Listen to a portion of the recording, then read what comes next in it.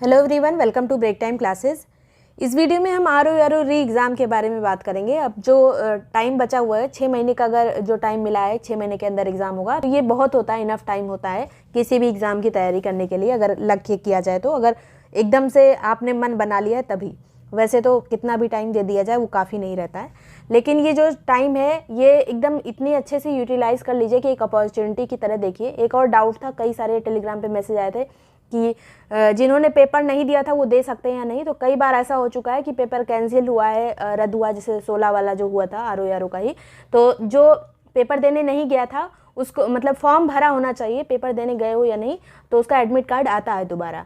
तो अभी भी ऐसा ही होना चाहिए। तो इस तरह से आप पेपर दे सकते हैं, एक अपॉर्चुनिटी की तरह इसको देखिए। अगर आप नहीं गए होंगे पेपर देने तो इसका मतलब है कि आपकी अच्छी तैयारी नहीं होगी, तभी आपने सीरियसली इस बात को नहीं लिया, मतलब एग्ज़ाम को नहीं लिया था।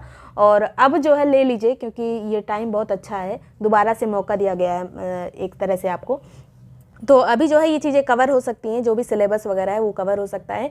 एक और चीज़, जो भी लोग आर वाले पेड ग्रुप में थे ब्रेक टाइम क्लासेस के, वो थोड़ा सा पेशेंस रखिए, सभी चीज़ें फिर से आपको मिल जाएंगी। जिस तरह से नए सिरे से पढ़ाई करी जाती है पूरा ग्रुप में आपको प्रोवाइड किया जाएगा, और उसके लिए बिल्कुल टेंशन मत लीजिए, धीरे धीरे करके आपको सभी चीज़ें प्रोवाइड कर दी जाएंगी। और जो भी एग्ज़ाम के लिए अब जैसे नई चीज़ें बतानी होंगी वो भी आपको बताई जाएंगी, जैसे करंट वगैरह है, जो नया चीज़ें अपडेट होती हैं, या फिर जो भी मुझे नोट्स कोई अपडेट करके देना होगा वो भी मैं दूंगी उसमें।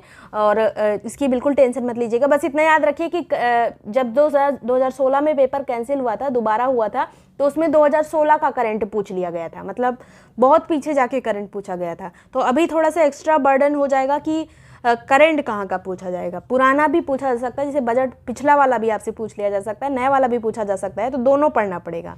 तो इस चीज़ के लिए बिल्कुल तैयार रहिए, और बाकी पूरी हेल्प की जाएगी। और पढ़ना आप ही को है, कितना भी चीज़ें आपको दे दी जाएँ, सबको एक ही चीज़ मिलती है, कितनी भी महंगी कोचिंग या फिर जहाँ से मन करे वहाँ से पढ़ लीजिए।